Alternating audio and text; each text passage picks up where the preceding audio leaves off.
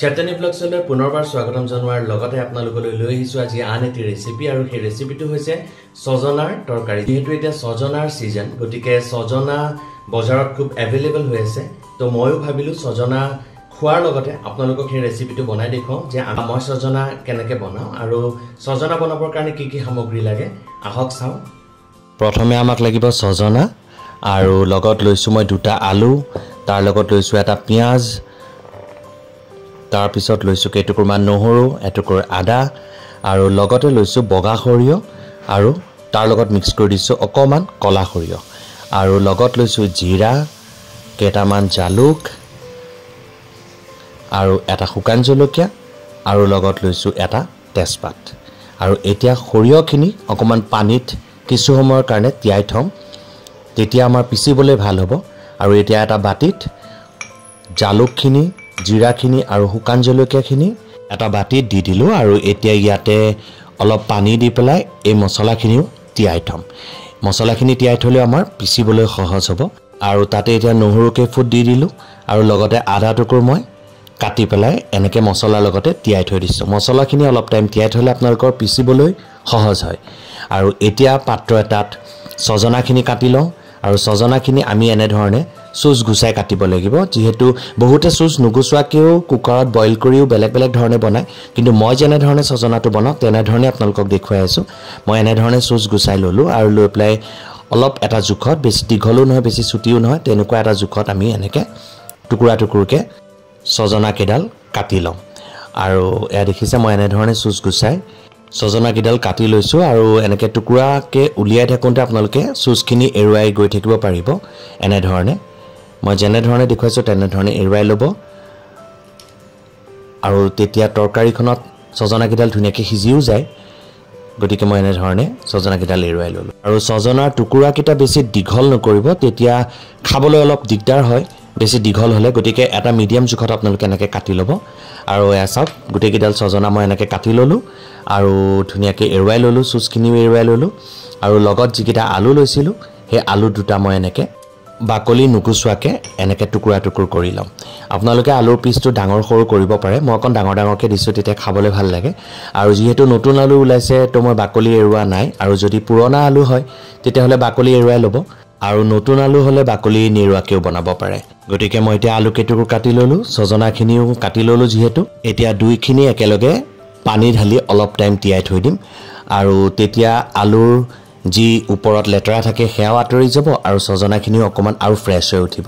গতিকে অলপ টাইম আমি এনেকৈ পানীত একভৰ্তিকৈ বাউলটো কৰি আমি তিয়াই থৈ দিম।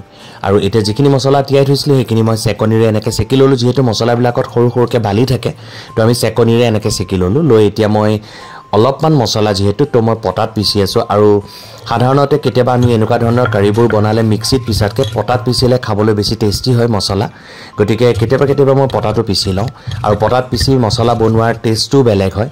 গতিকে এতিয়া জিৰা, জালুক, শুকান জলকীয়া, আদা, নহৰুখিনি মই এনেকৈ পটাত পিচি ল'লোঁ। আৰু আপোনালোকে যদি বেছি মছলা থাকে তেতিয়াহ'লে মিক্সিটো পিচি ল'ব পাৰে, কিন্তু মই পটাত পিচিছোঁ এইকাৰণেই যে অলপ কম মছলা আৰু পটাত পিচি পেলাই বনালেও টেষ্টি হয়। আৰু লগতে পিচি ল'লোঁ সৰিয়হখিনি, যিখিনি তিয়াই থৈছিলোঁ। এতিয়া সৰিয়হখিনি অলমষ্ট অকণমান কোমলিছে, গতিকে মই এতিয়া সৰিয়হখিনিও ঠিক একেধৰণে পটাত মই এনেকৈ পিচি ল'লোঁ।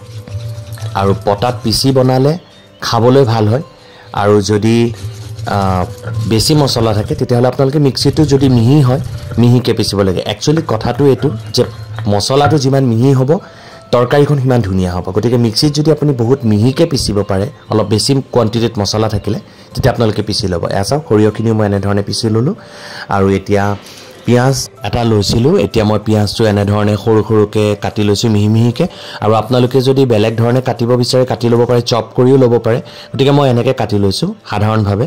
আৰু এতিয়া কেৰাহী গৰম হৈছে, মই গেছত কেৰাহীটো বহাই দিলোঁ আৰু এতিয়া তেল দিছোঁ অলপমান। তেল বেছি নালাগে, যিহেতু আপোনালোকে জানে মোৰ ৰেচিপিবিলাকত মই দৰকাৰ নপৰিলে বহুত বেছি তেল নিদিওঁ, অকণমান কম তেলতে বনাওঁ। আৰু এতিয়া শুকান জলকীয়া আৰু তেজপাতটো দি দিলোঁ, লগত দিলোঁ পাঁচফোৰণ, আৰু এতিয়া পিঁয়াজখিনি বহাই দিলোঁ। গতিকে কম তেলত বনালেও সোৱাদ হয়, আৰু তেল বেছি নোখোৱাটোৱে ভাল আজিকালি। গতিকে মই যিমান পাৰোঁ কম তেলতে বনাবলৈ চেষ্টা কৰোঁ, আৰু আপোনালোককো মই সেনেকৈয়ে দেখুৱাওঁ।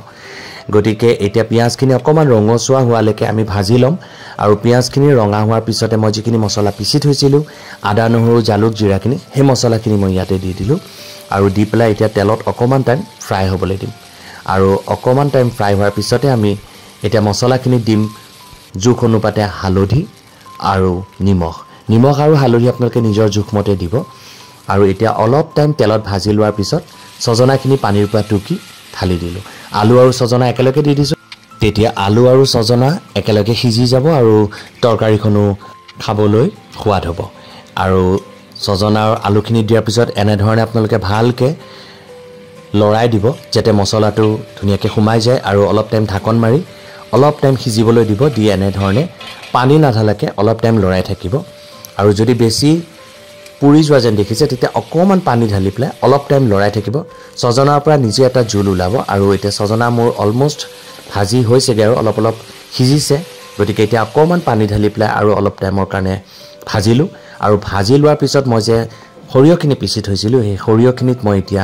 অকণমান পানী ঢালি পনীয়া কৰি ল'লোঁ কাৰণ সজনাৰ এই তৰকাৰীখনত সৰিয়হটো আমি ফ্ৰাই নকৰোঁ গতিকে মই অকণমান পানীত গুলি সৰিয়হখিনি ঢালি দিলোঁ যাতে ফ্ৰাই নহয় আৰু এতিয়া আমি তাতে আৰু অলপ পানী ঢালি দিম দি পেলাই এতিয়া অকণমান গ্ৰেভি টাইপ যেতিয়া হ'ব তেতিয়া অকণমান লৰাই দিম দিয়াৰ পিছত আলু আৰু সজনা ভালকৈ সিজিবলৈ আমি পানী ঢালি দিলোঁ গতিকে পানী ঢালাৰ পিছত এতিয়া আমি ঢাকন মাৰি ভালকৈ সজনা কেইটুকুৰ আৰু আলুখিনি সিজিবলৈ দিলোঁ আৰু এয়া দেখিছে সজনা আৰু আলু একেলগে উতলি আহিছে আৰু আঞ্জাখনো প্ৰায় হ'বলৈ হৈছে আৰু গতিকে তেতিয়া আমি অকণমান আলু কেইটুকুৰ এনেকৈ হেতাৰে চাম যে সিজিছে নে নাই যদি সিজা নাই অলপ টাইম ঢাকন মাৰি থ'ম আৰু যদি সিজিছে তেতিয়াহ'লে আপোনালোকক কিমান অনুপাতে জোল লাগে নিমখটো টেষ্ট কৰি নমাই দিব মোৰ সজনা ৰেডি গতিকে এতিয়া মই ছাৰ্ভ কৰিছোঁ খাবৰ বাবে আৰু আপোনালোকেও ছাৰ্ভ কৰি ভাতৰ লগত খাব পাৰিব যিহেতু সজনাৰে ছিজন চলি আছে গতিকে এবাৰ এই ৰেচিপিটো বনাবলৈ ট্ৰাই কৰিবচোন আৰু বনাই পেলাই মোক কমেণ্ট কৰিবচোন কেনেকুৱা পালে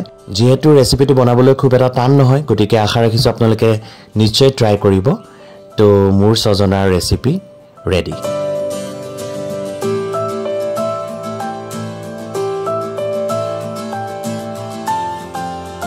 সো ফ্ৰেণ্ডছ মোৰ সজনাৰ ৰেচিপি আপোনালোকক বনাই দেখুৱালোঁ আৰু এতিয়া মই অকণমান টেষ্ট কৰোঁ কেনেকুৱা হৈছে বহুত ধুনীয়া হৈছে গতিকে এই ৰেচিপিটো যেতিয়া আপোনালোকে বনাব তেতিয়া মই শিকোৱাৰ নিচিনা গোটেই প্ৰচেছখিনি ফ'ল' কৰিব আৰু আপোনালোকেও খাবলৈ ভাল পাব মই আশা ৰাখিছোঁ এই ৰেচিপিটো আপোনালোকে ভাল পাইছে আৰু মোক কমেণ্ট কৰি জনাবলৈ নাপাহৰিব চাই থাকিব চেতনীয়া ব্লগছ আৰু নতুন ৰেচিপিৰ সৈতে আপোনালোকৰ মাজলৈ আহি থাকিম তো আজিৰ কাৰণে লৈছোঁ বিদায়